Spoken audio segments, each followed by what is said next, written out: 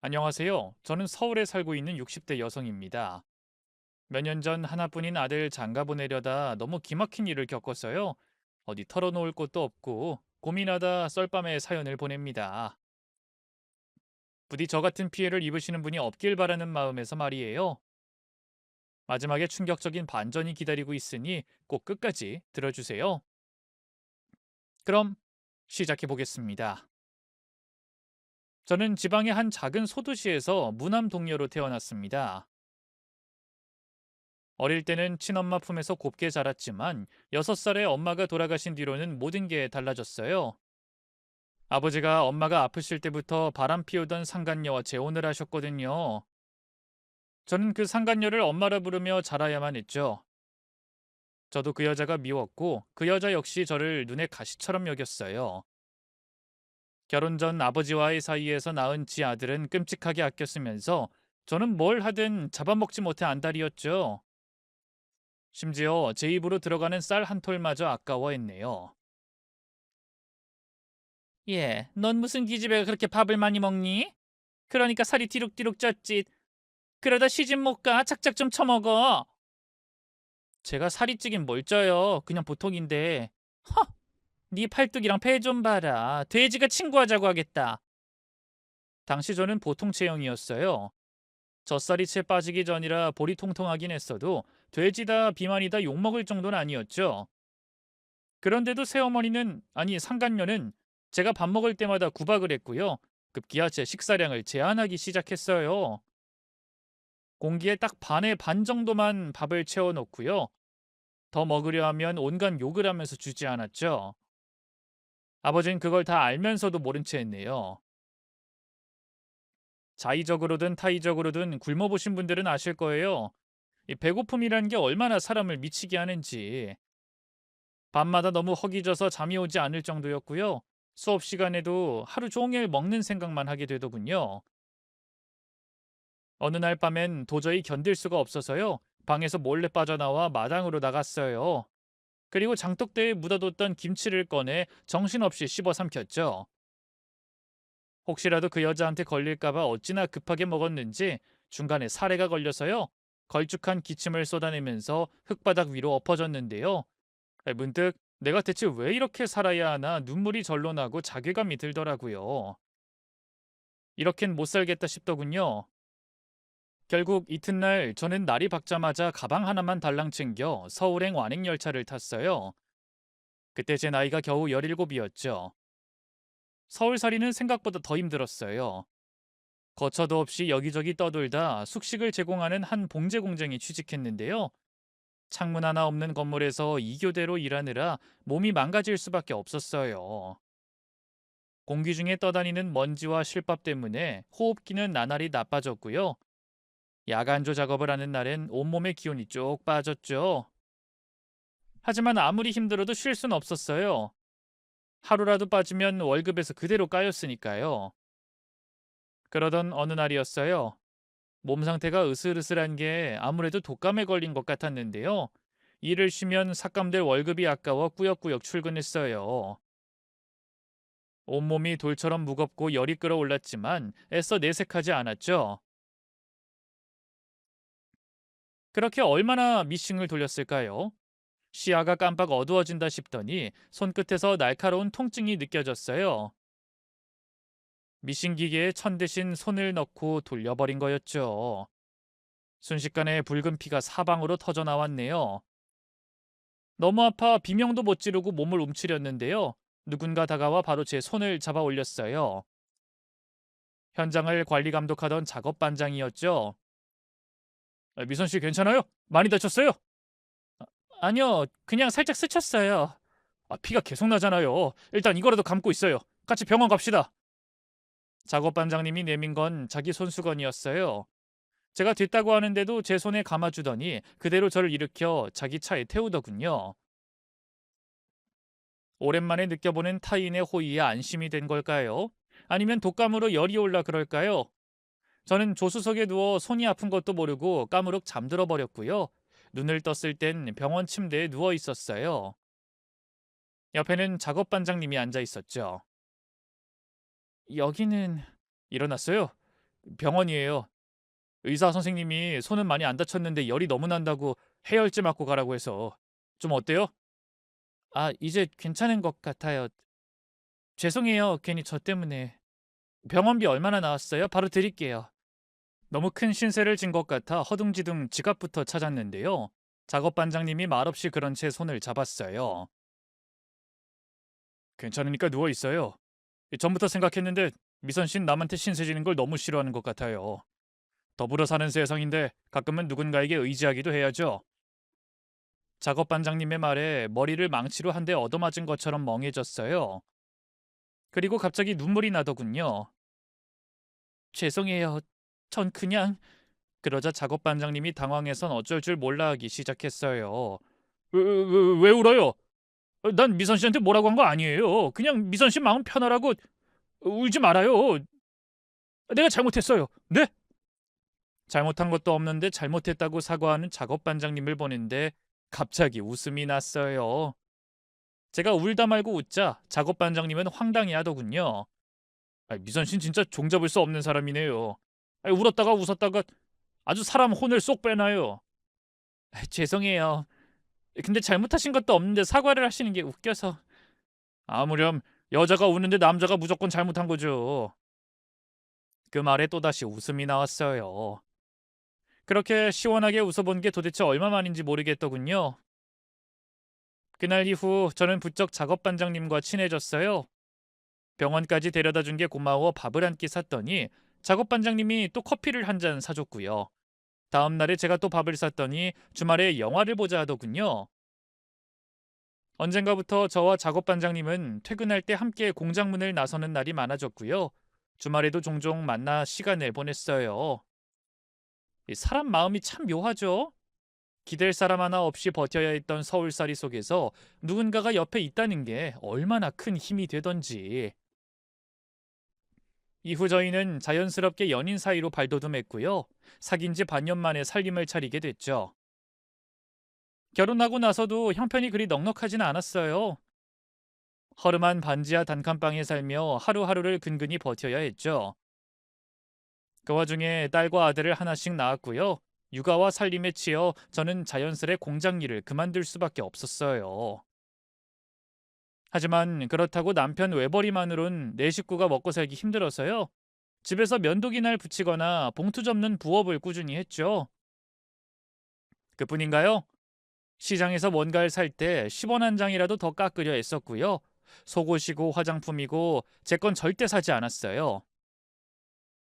팬티는 해질 때까지 입고 또 입다가 걸레로 썼고 얼굴에 분칠은커녕 스킨 로션조차 바르지 않고 살았죠. 지금 생각해보면 참 악착같이도 살았다 싶어요. 우리 아이들에게만큼은 이런 고생 물려주고 싶지 않다는 마음 하나로 버텼죠. 조상님 보시기에 그런 제가 가여웠던 걸까요? 어느 날 뜻밖의 소식이 날아들었어요. 다름 아닌 아버지의 부고 소식이었죠. 서울로 올라온 이후 전화 한 통 없이 지냈고 결혼식에 초대조차 하지 않았던 아버지였지만 그래도 자식된 도리로서 마지막 가시는 길까지 외면할 순 없더라고요. 그래서 큰맘 먹고 남편과 함께 장례식장을 찾았어요. 솔직히 그 여자가 절 보자마자 쫓아내진 않을까, 모진 욕설을 쏟아내진 않을까 걱정됐어요. 다 잊었다고 생각했는데 어린 시절 학대받은 그 마음의 상처와 공포는 쉽게 가시는 게 아니더군요. 남편이 옆에서 용기를 주지 않았으면 장례식장 문 앞까지 갔다가 도망쳐 버렸을지도 몰라요. 그런데 웬걸? 그 여잔 절 보자마자 눈물 흘리며 제 손을 덥석 잡더군요. 미선아, 왔구나. 잘 왔다. 내가 그동안 네가 얼마나 보고 싶었는지 몰라. 우리 딸 결혼했다는 얘긴 들었는데 그건 어떻게 살았니? 우리 딸 거리면서 친근하게 구는 그 여자를 보고 있자니 등 뒤로 소름이 끼쳤어요. 저는 그 여자의 손을 있는 힘껏 뿌리치며 말했죠. 왜 이러세요? 언제 날 딸처럼 여겼다고. 내가 왜 집을 나가서 서울로 도망쳤는지 다 알잖아요. 그 순간 계모의 얼굴이 굳어졌어요. 하지만 곧 다시 표정을 싹 바꿔 울먹이며 말하더군요. 그래, 내가 너 어릴 때 많이 모질게 굴었었지. 미안하다. 내 딸은 너랑 어떻게든 잘 지내보려고 노력한 건데 그래도 그 사람도 이렇게 간마당에 우리끼리 옛 감정으로 싸우면 뭐하니?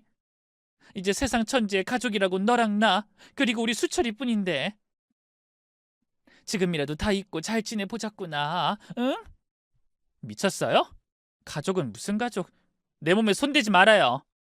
난 당신도 당신 아들도 내 가족이라고 생각해 본 적 한 번도 없으니까. 저는 야멸차게 그 여자를 밀어내고 재단 앞으로 다가갔어요. 아버지의 영정사진 앞에 선 순간 마음 한켠이 묘하게 저릿해지더군요. 한평생 원망만 했던 아버지지만 그래도 어쨌든 제 부모였으니까요. 엄마가 돌아가시기 전까진 나름 좋았던 기억도 많았고요. 복잡 미묘한 감정으로 아버지에게 인사를 마친 뒤 돌아섰을 때였어요. 갑자기 웬 젊은 남자가 다가와 제게 인사를 하더군요. 다름 아닌 변호사였는데요. 글쎄 절 보자마자 너무나 충격적인 얘기를 꺼내더군요. 고인분의 따님 김미선 씨 맞으시죠? 고인분 유산 문제로 말씀을 좀 드려야 할 것 같아서요. 그러고 보니 아버지의 유산은 생각도 못하고 있던 일이었어요. 대부분의 재산은 법적 배우자인 그 여자가 가져갈 테지만 그래도 돈 몇천만 원쯤은 넘겨받을 수 있을까 싶었는데요. 웬걸? 변호사가 얘기하는 액수가 생각보다 더 어마어마했어요. 도무지 믿을 수가 없어 되물었죠. 이렇게나 많아요? 그럼 대체 그 여자는 얼마나 가져간다는 거예요? 아, 아직 모르셨군요. 강옥순 씨와 그 아드님인 김수철 씨 앞으로는 남겨진 유산이 없습니다. 고인분께서 강옥순 씨와 혼인신고를 따로 안 하고 사셨거든요.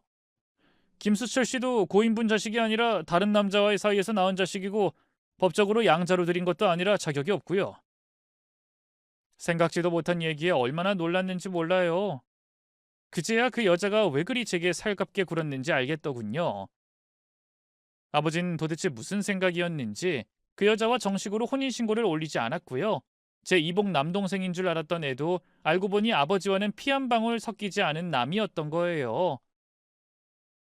그 여자가 저와 아버지를 감쪽같이 속였던 거였죠. 전 그 자리에 선 채 한참을 멍하니 서 있다가 이내 그 여자를 돌아봤어요. 그 여잔 제가 모든 진실을 알아챘다는 걸 깨달았는지 다급한 표정으로 달려오더군요. 예, 미선아. 너도 변호사 양반이 하는 말 다 들었지? 네 아버지가 어떻게 나한테 이럴 수가 있니? 같이 산 세월이 몇 년인데. 혼인신고를 안 했을 줄은 꿈에도 몰랐다. 나한텐 분명 했다고. 우리 수철이도 혼의 자식 아니라 제대로 호적에 올려줬다고 서류까지 보여줬는데 그게 다 새빨간 거짓말이었던 거야. 어쩜 사람이 이렇게 잔인할 수가 있니? 내가 너나 너희 아버지한테 어떻게 했는데. 피해자인 양군은 그 여자를 보면서 순간 치밀어 오르는 분노를 참을 수 없었어요. 저는 그대로 걸음을 옮겨 그 여자 앞에 섰어요. 그리고 차가운 목소리로 말했죠. 어떻게 하셨는데요? 저는 전부 다 똑똑히 기억하고 있는데. 제 밥은 늘 다 식어 빠진 헌밥에 그것도 쥐꼬리만큼만 주셨죠? 더 달라고 하면 돼지 갖다 욕하고 맛있는 반찬은 늘 수철이 앞으로만 밀어주셨죠. 그뿐인가요? 수철인 매일같이 백화점 데려가서 새 장난감에 새 옷 사주면서 전 학교에서 필요한 준비물조차 사주지 않았잖아요. 한겨울에도 내 방에만 보일러를 안 떼줘서 벌벌 떨게 만들고. 당신이 날 사람 대접 한 번이라도 해줬으면 내가 집을 나갔겠어요? 미안하다, 미선아. 그때 나도 너무 젊었어서. 그래도 나 네 엄마잖니. 계모라도 엄만 엄마잖아. 너희 아버지 눈 감을 때까지 곁을 지켰던 사람도 나고. 이대로 돈 한 푼도 못 받고 쫓겨나라니. 그럴 순 없는 거지. 안 그러니? 엄마요? 웃기고 있네. 당신은 이전에도 지금도 앞으로도 제 인생에서 엄마였던 적 없어요.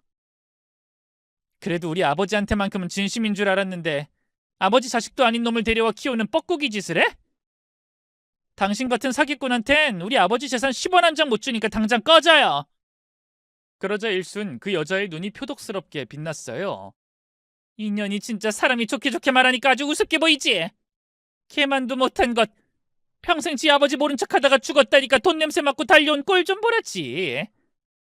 내가 그동안 무슨 심정으로 네 아버지 옆에서 버텼는데 내 젊음 갖다 바친 값은 받아야지. 내놔. 내 돈 내놓으라고. 그 여자가 달려들며 제 머리채를 우악스럽게 잡아챘어요. 하지만 저도 순순히 당하고만 있을 생각은 없었어요. 무릎을 들어 그 여자의 명치를 찍어버렸고요. 그 여자가 악소리를 내면서 손에 힘을 푼 순간 바로 싸대기를 날렸죠.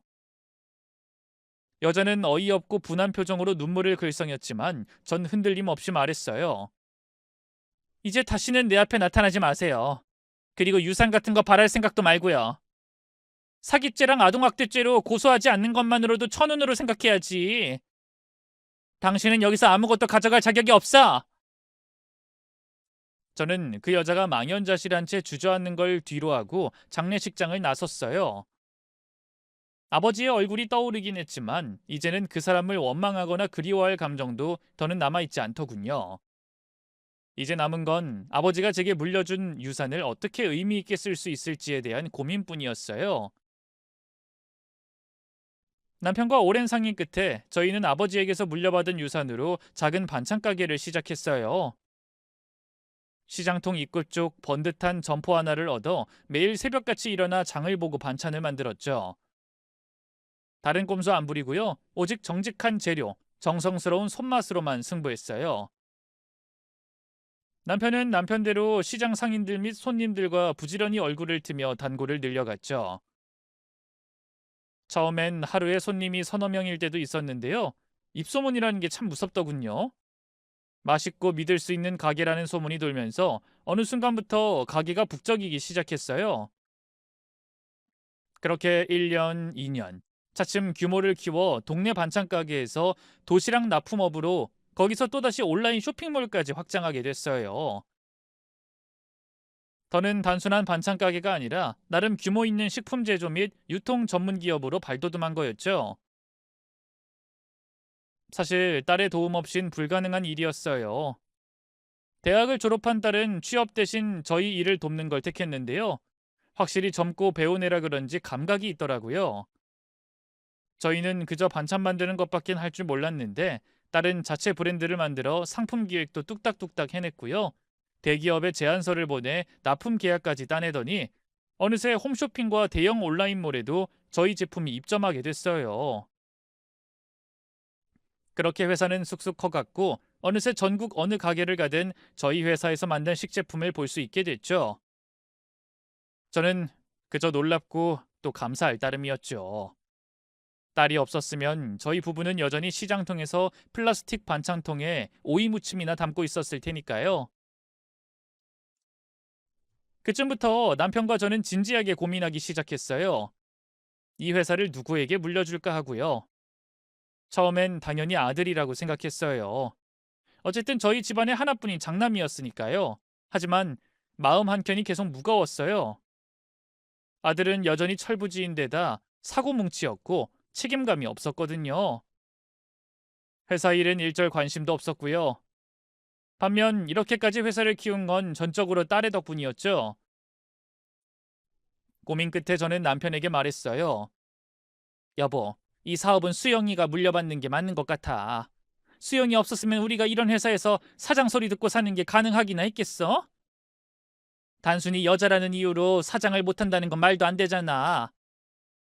나도 그렇게 생각해. 그리고 영재는 솔직히 아직 철이 덜 들었잖아. 그렇게 저와 남편은 딸에게 회사를 물려주기로 결심했어요. 네가 이 회사를 이어가줬으면 좋겠다 라는 말을 건넸을 때 딸아이는 말없이 고개를 숙이고 한참을 울었어요. 엄마 아빠, 내가 진짜 잘해볼게. 절대 실망시키지 않을게. 반면 아들은 크게 반발했어요. 전문대 졸업 후 내내 놀고 먹기만 했던 주제에 저희가 회사를 자기한테 물려줄 거라고 생각했던 것 같더군요. 회사를 누나한테 물려주는 게 어딨어? 내가 이 집 장남인데. 회사 키우는데 네가 한 게 뭐가 있다고? 일 좀 배워보라고 했더니 한 달 만에 힘들다면서 관둬버렸잖아. 그걸 자꾸 사무실 청소나 공장 아줌마들 뒤치다거리 같은 허드렛 일이나 시키니까 그렇지. 허드렛 일이라니 네 누나도 다 했던 거야. 새벽같이 출근해서 도시락 박스 나르고 공장 아주머니들 도와서 재료 손질하고. 그뿐이냐? 고객 항의에 무릎 꿇고 사과도 했었어. 그런 밑바닥 일부터 다 겪었으니까 회사를 물려받을 자격이 있는 거야. 회사는 책상에 앉아서 명함만 돌린다고 운영되는 게 아니라고. 뭐래? 난 엄마 아빠 아들이잖아. 근데 왜 그런 고생을 굳이 사서 해야 되는데? 내 체질 아니야. 그래. 그럼 영재 넌 사장 체질도 아닌 거야. 아무나 회사 물려받는 줄 아니? 현장에서 땀 흘려본 적도 없고 직원들 고생하는 걸 눈으로 본 적도 없는 사람이 어떻게 그 사람들 위해 군림하겠어? 아들은 입술을 질끈 깨물더니 결국 집을 박차고 나갔어요. 그리고 그날 이후 저희 부부와 거의 말을 섞지 않았죠. 집에 붙어 있으면서도 아예 눈도 마주치지 않았고요. 하루 종일 방에 틀어박혀 게임을 하거나 그도 아니면 밖에서 친구들과 어울리며 술이나 퍼먹었네요. 그걸로 잔소리를 하면 여발한 듯이 짜증을 냈어요. 이게 다 저랑 남편 탓이라면서 말이죠. 엄마랑 아빠가 누나만 예뻐하니까 내가 이 모양 이 꼴이 된 거 아니야. 엄마 옛날에 계모 때문에 가출까지 했었다며? 근데 나한테는 왜 그래? 가끔 난 엄마가 밖에서 주워온 자식이 아닐까 싶을 때가 있어. 아니 얘가 무슨 말을 그렇게 해? 내가 언제 너 밥 먹는 걸로 눈치 줬니? 아님 욕하고 때렸어? 다 너 잘 되라고 잔소리 좀 하는 걸 가지고. 아 몰라. 어쨌든 회사 내가 아니라 누나한테만 넘겨주려는 건 사실이잖아. 아들의 반항에 저는 점점 더 지쳐갔어요. 남편은 쟤도 얼마나 상처받았으면 저러겠냐 하며 감쌌지만 저는 그런 아들이 안쓰럽다기보단 답답하고 화가 났어요. 어쩜 저렇게 철이 없을까 싶었죠. 그런데 웬걸 한 반년쯤 지났을까요? 언젠가부터 아들이 조금씩 달라지기 시작했어요. 매일 아침 일찍 나갔다가 너무 늦지 않게 들어왔고요. 더는 술도 마시지 않았고 틈날 때마다 집안일도 돕더군요. 너 무슨 일 있니? 요즘 왜 이렇게 얌전해? 내가 뭘? 그 좋아하던 술도 안 먹고 게임도 안 하잖아. 그냥 나도 내일 모레면 서른인데 이제 슬슬 정신 차려야지. 사실 요즘 학원도 다니고 있어. 전산회계 자격증 따서 그쪽으로 한번 취업해 보려고. 네가? 대체 무슨 바람이 불었길래? 제 말에 아들은 그저 쑥스럽다는 듯이 웃기만 했는데요. 계속 캐물으니 뜻밖의 얘기를 하더군요. 나 요즘 만나는 애가 하나 있는데 걔가 자기랑 결혼할 생각이면 취업부터 하라고 해서 부모님 등골 빼먹는 백수랑은 결혼 안 할 거래. 뭐? 결혼? 어, 나 진지해 엄마. 걔 진짜 좋아해. 꼭 결혼할 거야. 다음에 집에도 한번 데려올게. 그로부터 몇 달 뒤 아들이 자기 여자친구를 집에 데려왔어요. 도대체 어떤 얘길래 저희 아들을 싹 바꿔놓은 건지 너무 궁금했죠. 못생기고 예의 없는 처자라도 저희 아들 사람 구실하게 해줬으니 업고 다닐 판이었는데요. 웬걸 마주한 아들의 여자친구는 참 단아하고 예쁜 아가씨였어요. 안녕하세요, 어머님, 아버님. 영재 오빠랑 만나고 있는 윤서희라고 합니다. 진작에 인사드렸어야 했는데 이제 찾아뵙게 돼 죄송해요. 말투도 어찌나 공손하고 예의 바른지 저와 남편은 첫 만남에 그 아가씨에게 반해버렸죠. 아들이 비로소 제대로 된 임자를 만났구나 싶더라고요. 사실 아들이 여성 편력도 있는 편이라 그 아가씨랑도 금방 헤어지지 않을까 조마조마했는데요. 다행히 이후로도 두 아이의 사랑은 굳건해 보였고요. 아들은 무사히 전산회계 자격증을 따는 데 성공했어요. 이제 취직 자리를 알아보겠다고 해서 내심 기대하고 있었는데요. 며칠 뒤 아들이 뜻밖의 말을 했어요. 엄마, 나 서희 아버지 회사로 들어가게 됐어. 원래 공채 뽑을 예정은 아니었는데 아버님이 날 워낙 좋게 봐주셔서. 뭐? 서희 아버님이 운영한다던 그 투자 자문회사? 어, 생각보다 규모 있는 곳이더라고. 사무실도 엄청 크더라. 솔직히 걱정부터 앞섰어요. 그냥 일반 회사 들어가는 게 낫지 않겠니? 아무래도 불편할 텐데. 걱정 마. 아버님이 날 얼마나 예뻐하시는데. 그리고 사실 그 집이 아들이 없거든? 서희밖에 없어서 내가 회사 일 좀 배우면 좋겠다고 하시더라고. 이 말에 저는 더 놀랄 수밖에 없었어요. 뭐라고? 그럼 그 집에서 너한테 회사를 물려줄 수도 있다는 거야? 아직 확실한 건 아니지만 아마? 뭐 아버님이 슬쩍 언지를 주시더라고. 서희는 아무래도 현모양처가 꿈이라는 애니까. 뭐 아무튼 나 이제 정말 열심히 할 거야, 엄마. 불안했지만 기껏 아들이 정신을 차렸는데 찬물을 끼얹고 싶지 않았어요. 그래서 일단 열심히 하라고 응원해줬죠. 그 뒤로 아들은 열심히 예비 사돈네 회사를 다녔고요. 예비 며느리 역시 종종 저희 집에 놀러 왔어요. 명절 때 손수 떡을 빚어 오기도 하고요. 식사 후엔 괜찮다고 하는데도 설거지까지 도맡아 했죠. 그러니 예비 며느리를 어떻게 안 좋아할 수 있었겠어요? 보기만 해도 절로 웃음이 날 만큼 어여뻤고요. 남편 역시 우리 영재가 아주 선녀를 만났어. 얘가 이렇게 사람 구실할 줄 누가 알았겠어? 하며 기뻐했죠. 얼마 안 가 본격적으로 결혼 얘기도 나왔어요. 저와 남편은 흔쾌히 고개를 끄덕였고요. 바로 상견례 날을 잡았죠. 상견례는 시내의 한정식집에서 이루어졌는데요. 저희 부부와 아들이 조금 일찍 도착해 미리 준비된 방 안에서 기다리고 있었죠. 잠시 후 문이 열리더니 예비 며느리와 예비 사돈 부부가 모습을 드러냈어요. 죄송합니다. 저희가 좀 늦었네요. 아닙니다. 늦기는요. 딱 맞춰 오셨는걸요. 그래도 기다리시기 했지 않습니까? 집사람이 하도 이 옷을 입었다 저 옷을 입었다 변덕을 부리는 통에. 어머, 이도 사돈댁 앞에서 그런 말 하면 어떡해요? 사람 민망하게. 죄송합니다. 조금이라도 잘 보이고 싶은 마음에 양해 좀 해주세요. 아무렴요. 저도 오늘 이 자리 때문에 미용실까지 다녀왔는걸요. 어쩐지 헤어스타일이 아주 세련됐다 했어요. 예비 사돈 내외는 한눈에 봐도 성격 자체가 좋아 보였어요. 그뿐인가요? 말투나 복장, 그리고 태도까지도 품위가 느껴지는 사람들이었죠. 바깥 사돈은 짙은 남색 정장에 단정한 안경을 쓴 신사였고 목소리도 또렷하고 깊이가 있었어요. 투자 회사를 운영하는 사업가라기보다는 대학 교수나 교양 있는 변호사 같았달까요? 예비 안사돈은 전업주부였는데요. 한눈에 봐도 현모양처처럼 보였죠. 부드럽게 웃으며 제 옷차림이나 헤어스타일을 칭찬해주니 긴장했던 제 마음도 어느새 풀리더라고요. 분위기는 시종일관 화기애애했어요.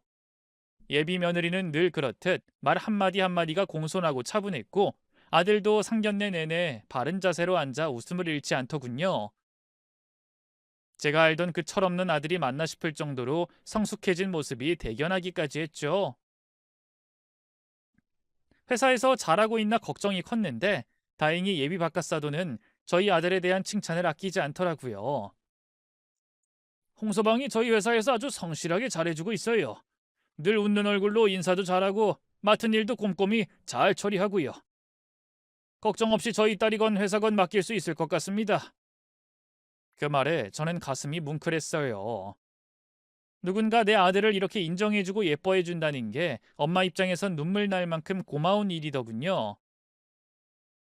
그렇게 음식이 나올 때마다 덕담을 주고받으며 상견례는 무탈하게 끝이 났어요. 하지만 그 완벽했던 상견례가 마무리되고 집으로 돌아가던 길, 상상도 못한 일이 벌어졌습니다. 예비 사돈 내외는 따로 차를 가져오고요. 저희는 상견례장에서 집까지 거리가 멀지 않아 택시를 타고 왔었는데요.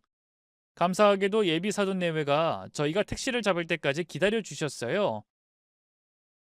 마침내 택시가 도착해 올라타는 그 순간까지 배웅해 주셨죠. 얼마나 감사하던지요. 택시에 타서도 예비 사돈 내외가 참 좋은 분 같다면서 남편과 아들과 이런저런 말을 주고받았는데요. 문득 택시기사가 저희 대화에 끼어들더군요. 저기 말씀 중에 죄송합니다만 혹시 저 사람들이랑 상견례 한 겁니까? 그걸 대체 왜 묻나 싶었지만 오지랖 넓고 말 많은 사람인가 보다 싶어서 순순히 고개를 끄덕였어요. 맞아요. 우리 아들이 저 댁 아가씨랑 곧 결혼해요. 그러자 갑자기 택시기사가 언성을 높이며 너무나 충격적인 말을 했어요. 안 됩니다. 당장 멈추세요. 저 사람들이랑 사돈 맺으면 집안 전체가 끝장납니다. 순간 택시 안이 얼어붙었어요. 남편과 저는 물론이고 앞좌석에 앉아있던 아들까지도 눈이 휘둥그레졌죠. 그나마 제가 제일 먼저 정신을 차리고 입을 열었어요. 무슨 말씀이세요? 그분들을 아세요? 알다마다요. 저 인간들 사기꾼입니다. 가족 전체가 사기 집단이라고요. 택시기사의 말에 황당함과 동시에 불쾌함이 밀려왔어요. 아니 기사님, 어떤 사이인지 모르겠지만 무슨 그런 근거 없는 말씀을. 저분들이 어떤 분들인데요? 바깥사돈을 엄청 규모 있는 회사 운영하는 대표고요. 그 딸도. 회사요? 그 회사 투자자문회사죠? 서울 강남에 그럴듯한 사무실 차려놓고 은행 펀드보다 수익률 좋다고 홍보하고 세금 걱정 없다면 노인들이나 은퇴자들 아님 작은 회사 사장들 돈 끌어모으는 식으로 영업하는 거. 순간 저희 셋 다 입을 다물지 못했어요. 특히 아들은 새하얗게 질려선 덜덜 떨다가 간신히 목소리를 쥐어짜냈죠. 그걸 어떻게... 맞아요. 저희 아버님 투자 자문업 하세요. 저도 같이 일하고 있고요. 근데 그게 왜요? 기사님은 바로 대답하는 대신 옆길로 빠져 차를 골목 한켠에 세웠어요. 그리고 저희를 돌아보면서 천천히 입을 열었죠. 제가요, 그놈들 때문에 인생이 망가진 사람이에요. 네? 그게 무슨... 저도 원래는 회사 운영하던 사람이었습니다. 작지만 직원들 월급 꼬박꼬박 주고 세금도 밀린 적 없었죠. 그런데 윤 대표 그 인간이 어느 날 그러더군요. 투자 유치 한번 해보자고. 저희 회사가 정말 유망하다고 말이죠. 지분 30%만 넘기면 5억을 투자하겠다는 거예요. 별다른 조건도 없고 곧바로 계약서까지 쓰자길래 혹해서 넘어갔습니다. 근데요, 그게 다 사기였다는 거예요? 네, 다 함정이었습니다. 계약서엔 투자금 조건도 대출 실행 조건도 제대로 없었어요. 제가 무지렁이었죠. 계약서 쓰자마자 윤 대표 그 인간 저희 회사 명의로 몰래 대출을 받아서 돈을 빼돌리곤 그대로 도망쳤습니다. 그 인간 사무실 며칠 만에 비워졌고요. 저는 그날로 회사 문 닫고 직원들 월급도 못 준 채 망했습니다. 덕분에 지금은 이렇게 택시나 모는 신세로 전락했고요. 택시기사의 충격적인 말에 저는 아무 말도 할 수 없었어요. 그 사이 남편이 물었죠. 경찰에 신고는 안 하셨어요? 신고? 당연히 해봤죠. 근데 증거가 부족하다나요? 당연하죠. 계약서엔 내가 지분 넘겼다 돼 있고 대출 서류엔 저희 회사 도장까지 찍혀 있었는걸요. 윤 대표 그 인간이 다 술을 써둔 거죠. 알고 보니 저 같은 피해자가 한둘이 아니었는데요. 경찰도 어쩔 도리가 없다 하대요.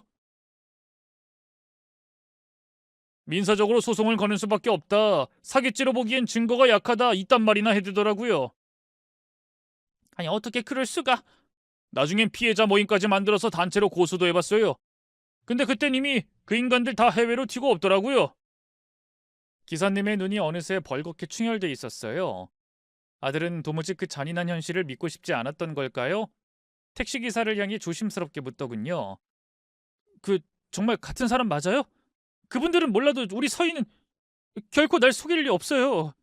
저희 서로 정말 사랑하고 있고 곧 결혼한다고요. 아저씨가 뭔가 착각하신 건... 그러자 기사가 헛웃음을 쳤어요. 그것도 다 그놈들 수법이야. 총각한테 윤 대표 딸이 먼저 접근했지. 자기는 현모양처가 꿈이라 빨리 결혼하고 싶다고. 아버지 회사 물려받을 사람 구한다고. 아니야? 어떻게 그걸... 우리 아들한테도 똑같이 접근했으니까. 내가 애초에 윤 대표를 어떻게 알게 됐겠어? 예비 사돈으로 처음 만났던 거라고. 그 말에 아들의 얼굴이 파랗게 질렸고요. 남편과 저는 서로 얼굴을 마주봤어요. 너무나 황당하고도 믿기 힘든 이야기였지만 기사님이 내뱉는 말 하나하나가 섬뜩할 만큼 저희 상황과 일치했어요. 그 사이 기사님이 떨리는 목소리로 다시 입을 열었죠. 해외에 있는 줄 알았는데 대체 언제 한국에 들어온 건지. 단체로 고소했을 때 경찰 쪽에선 이미 해외로 튀어버려서 잡을 길이 없다고 했어요. 근데 오늘 이 눈으로 그 인간들을 다시 본 거라고요. 그 왼수 같은 놈들 얼굴을 내가 못 알아볼 리가 있어요.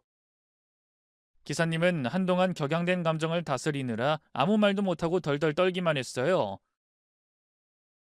그렇게 얼마나 시간이 흘렀을까요? 잠시 후 기사님이 한결 차분해진 목소리로 저희에게 말했죠. 제 말 당장은 못 믿으시겠죠? 이럴 게 아니라 같이 좀 가시죠. 제가 모아둔 증거가 있으니 전부 다 보여드릴게요. 그리고 원하신다면 저희 아들과도 만나게 해드리겠습니다. 이 결혼 그냥 하면 나중에 땅을 치고 후회하실 거예요. 순간 고민이 됐어요. 솔직히 택시기사는 그날 처음 보는 사람이었고 모든 게 다 거짓말은 아닐까 싶기도 했거든요. 하지만 그러기엔 기사님의 얼굴이 너무 절박해 보였어요. 무엇보다 지금 여기서 진실을 파헤쳐보지 않으면 저희 가족이 무슨 낭패를 당할지 모르겠다는 걱정이 들더군요. 여보 가자. 그래도 확인은 해봐야지. 제 말에 남편도 고개를 끄덕였고요. 택시는 방향을 바꿔 어딘가로 다시 움직이기 시작했어요. 도착한 곳은 조용한 주택가 골목에 자리한 낡은 다세대 주택이었어요. 다름 아닌 택시기사님의 집이었죠. 좁은 거실 한 구석엔 오래된 책상과 낡은 노트북이 있었고요. 벽엔 기사님이 정리해둔 듯한 파일철 몇 개가 가지런히 꽂혀 있었습니다. 잠깐만요. 이걸 먼저 보여드릴게요. 기사님이 꺼낸 건 A4 파일 몇 건이었어요. 봉투마다 땡땡 투자 피해자 모임, 윤광수 관련자 리스트, 허위 계약서 샘플 같은 글씨가 써져 있더군요. 이건 뭔가요? 제가 묻자 기사님은 숨을 고르며 말을 이어갔어요. 이건 다 그 인간들한테 당한 사람들이랑 모아서 만든 자료입니다. 제가 피해본 이후로 몇 년을 쫓아다니며 모은 거예요. 여기에 허위 투자 계약서, 도용된 사업자 등록증, 그리고 심지어 그 인간들한테 협박당한 피해자들 진술도 담겨 있어요. 기사님이 몇 년에 걸쳐 모은 자료를 보니 안 믿을 수가 없더라고요. 기사님은 따로 살고 있던 자기 아들도 불러내 저희와 만나게 해줬어요. 소름 끼치게도 예비 며느리가 그 기사님 아들한테 접근한 방식이 저희 아들과 똑같더군요. 뭐 어떻게 제가 홍서희 걔한테 일종의 결혼 사기를 당한 거죠. 저도 카페에서 공부하다 홍서희가 먼저 자기 이상형이라면서 번호 좀 달라고 해서 만난 거 맞고요. 사귈 때도 똑같이 얘기했어요. 뭐 빨리 결혼하고 싶다. 자긴 현모양처가 꿈이다. 그리고 자기 아버지 회사가 얼마나 돈을 잘 버는지도 자주 얘기했고요. 아버지 회사 물려줄 대릴 사위 구하는 게 자기 목표라면서 그때 그거에 혹해서 결혼을 결심하는 게 아니었는데 저희 집 이렇게 만든 거 결국은 다 제가 한 짓입니다. 눈물까지 떨구며 자책하는 기사님 아들을 보고 있자니 이젠 더 고민할 이유가 없었어요. 저는 곧바로 택시기사님에게 말했어요. 이대로 경찰에 신고하면 그 인간들 잡을 수나 있는 건가요? 그때도 증거가 부족하다고 민사소송을 거는 수밖에 없다고 했다면서요. 그러자 기사님이 단호한 표정으로 입을 열었어요. 걱정 마십시오. 그땐 우리 피해자들이 목소리를 하나로 못 냈어요. 처음 당한 거라 증거가 없기도 했고요. 하지만 지금은 다릅니다. 제가 몇 년에 걸쳐서 모은 이 자료들이 그놈들 범죄를 입증해 줄 거예요. 피해자들 모임도 그대로 남아있고 그 사이에 수법도 안 바뀌었어요. 단순한 민사사건이 아니라 사기 조직에 의한 반복 계획 범죄라는 걸 입증할 수 있는 겁니다. 피해자 2명 이상의 반복 수법, 명의도용 정황까지 드러나면 형사로 엮을 수밖에 없어요. 경찰이 움직이지 않을 수 없죠. 저희는 바로 근처 경찰서로 갔고요. 기사님이 준비한 자료들과 그 집 아들의 증언, 그리고 제 아들의 진술까지 모두 정식으로 접수했어요. 형사도 처음엔 반신반의하더니 USB 안에 각종 증거 자료를 보고는 표정이 굳어지더군요. 이거 단순한 투자 사기가 아니네요. 이건 조직적인 사기단 운영입니다. 이 정도면 체포영장 바로 나올 수 있겠어요. 그 말에 불안하게 날뛰던 심장이 드디어 제 박동수를 찾더군요. 며칠 후 경찰은 전격적으로 압수수색에 들어갔고요. 예비사돈 내외와 예비 며느리까지 모두 사기죄 및 특정 경제범죄 등에 관한 법률 위반 혐의로 긴급 체포됐어요. 저희 가족도 참고인으로 조사를 받으러 갔는데요. 말쑥하던 사돈 일가는 수갑을 찬 채 고개를 푹 숙이고 있었고요. 저희를 보자마자 악에 받친 눈으로 노려보더군요.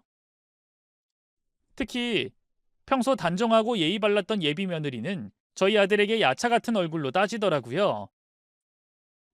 오빠가 나한테 어떻게 이럴 수가 있어?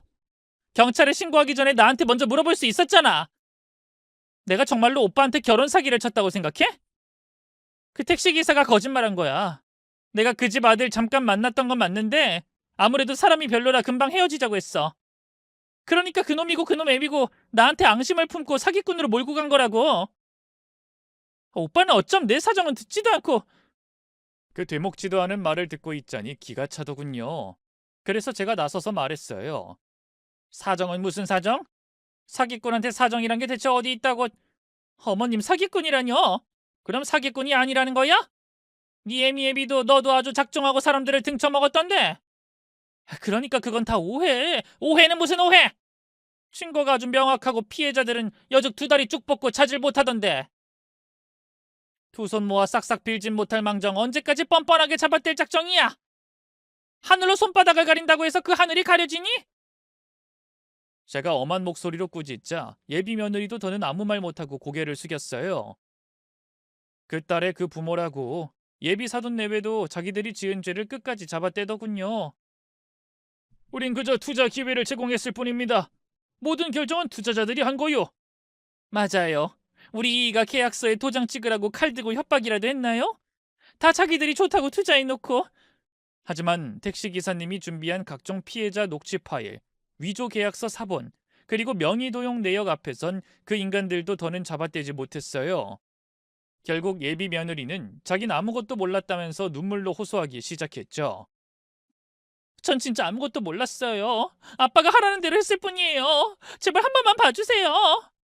그러자 예비 바깥사돈이 자기 딸의 등짝을 철썩 때렸어요. 이놈의 계집애가 이제 와서 꼬리를 자르고 도망치려고 해. 이년아, 내가 감옥 가면 너도 다 망하는 거야. 아, 왜 때려? 내가 뭐 틀린 말 했어? 아빠가 다 시킨 거 맞잖아. 인연이 어디 애비 앞에서 고개를 빳빳이 쳐들고. 그 화목하고 사이좋아 보이던 가족이 무너지는 것도 순간이더군요. 하긴 뭐 애초에 남 등쳐먹으며 살던 사기꾼 집단인데 가족 사이에 정의나 의리가 어디 있겠어요? 급기야 예비 바깥사도는 자기 딸을 미친 듯이 때리기 시작했고요. 형사들이 그걸 말리느라 순식간에 경찰서 안은 아수라장이 됐어요. 수갑찬 상태로 싸우는 부녀를 형사 2명이 급히 떼어놓는 사이 예비 안사도는 바닥에 주저앉아 울음을 터뜨렸죠. 난 그냥 살림만 하던 전업주부였어요. 난 아무것도 몰랐는데 대체 내가 무슨 잘못을 저질렀다는 거예요? 우리 딸은 직접 남자라도 꼬셔서 사기쳤지. 난 정말 아무것도 몰랐다고요. 엄마가 모르긴 뭘 몰라. 맞아. 이제 당신까지 꼬리 자르고 도망가겠다는 거야. 그 쓰레기 같은 일가족은 보고 있자니 헛웃음이 나오더군요. 그날 이후 수사는 일사천리로 진행됐어요. 피해자들의 추가 진술과 증거가 속속 쌓이면서 검찰은 예비 며느리 일가를 기소했고요. 지리한 법적 다툼 끝에 그들은 결국 실형을 선고받았습니다. 특히 결혼을 가장한 접근까지 한 탓에 가중처벌을 받았는데요. 예비 바깥사돈이 제일 긴 형량을 선고받아 아직까지도 옥살이를 하고 있고요. 예비 안사돈과 예비 며느리는 각각 5년과 3년형을 받고 복역했다가 지금은 출소한 상태예요. 처음엔 지은 죄에 비해 너무 형량이 가벼운 게 아닌가 화가 나기도 했는데요. 그래도 인과응보라는 게 있긴 한가 봐요. 예비 안사돈과 예비 며느리 둘 다 출소 후 여전히 밑바닥 인생을 전전하고 있거든요. 갚아야 할 빚은 산더미인데 전과 때문에 제대로 된 직장도 못 가지고요. 남의 집 가정부 일을 하면서 허름한 원룸촌을 전전하고 있다 하대요. 예비 며느리는 출소 후 저희 아들에게 몇 번 연락하기도 했어요. 오빠, 내가 다 잘못했어. 오빠한테 사실대로 말 못한 거 정말 미안해. 근데 나 오빠 진심으로 사랑했어. 우리 부모님이 저지른 잘못 말 못했던 것도 오빠 잃을까봐 무서워서 그랬던 거라고. 집 앞까지 찾아와서 눈물로 애원하는데 어찌나 기가 막히던지요. 혹시라도 아들이 거기 넘어가면 어떡하나 걱정이 됐는데요. 다행히 아들은 그 사건을 겪고 많이 자라 있었어요. 넘어가긴커녕 오히려 예비 며느리의 뺨을 때리면서 화를 내더군요. 너 지금 그걸 말이라고 해? 뭐? 사랑? 사랑하는 남자랑 그 가족한테 어떻게 그렇게 작정하고 사기칠 생각을 하는데? 그리고 내가 너 나한테 일부러 접근한 거 모를 줄 알아? 다른 피해자들한테 쓰던 수법으로 똑같이 나한테 다가와서 꼬신 거잖아. 이게 누굴 호구로 알고 오빠 그런 거 아니야. 나 진짜 오빠 사랑. 그 입 안 닥쳐? 경찰 부르기 전에 썩 꺼져 이씨. 아들의 서슬퍼런 기색에 예비 며느린 결국 꽁지가 빠져라 도망쳤고요. 그 이후 다시는 모습을 드러내지 않았어요. 아들은 아들대로 받은 충격과 상처가 컸는지 한동안 방에 틀어박혀 외출도 하지 않고 두문불출했는데요. 저는 이대로 아들이 영영 무너져 버리면 어쩌나 걱정이 됐어요. 그런데 한 반년쯤 지나 방 밖으로 나온 아들은 완전히 다른 사람이 되어 있었어요. 우선 다시 학원을 다니면서 새로운 자격증을 따려는 공부를 시작했고요. 그 자격증을 따고 나서는 열심히 취업 준비를 하더니 한 중견 제조사에 당당히 합격했죠. 그리고 현재까지도 진득하니 잘 일하고 있답니다. 얼마 전엔 좋은 여자 만나 결혼도 했네요. 며느리는 전 예비 며느리와 달리 참하고 가정적인 아이고요. 사돈댁도 시골에서 농사 짓는 순박하고 평범한 분들이에요.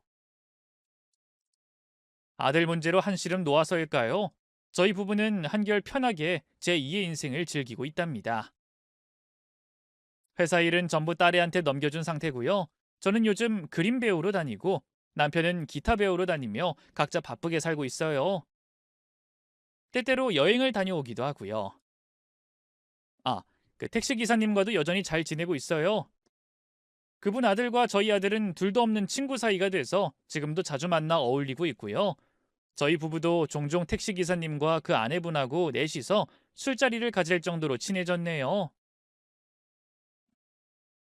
동병상련이라는 말이 괜히 있는 게 아니더라고요. 뭐 또 어떻게 보면 그 기사님이 저희에겐 둘도 없는 생명의 은인이기도 하니까요. 저는 지금도 그날 상견례가 끝나고 택시를 탄 게 정말 천운이었다고 믿습니다. 기사님이 아니었으면 지금쯤 저희 가족이 어떤 모습으로 살고 있을지 정말 생각만 해도 끔찍해요. 그러니 앞으로도 기사님 가족들과 좋은 관계 평생 잘 이어가 보려 합니다. 또 이 사연을 써내려오며 다시금 깨닫게 된 게 있는데요. 그건 바로 사람의 껍데기만 보고 쉽게 믿어선 안 된다는 거죠. 그 사돈 내외의 점잖고 교양 있어 보이는 모습에 훅 넘어가선 하마터면 큰일 날 뻔했으니까요.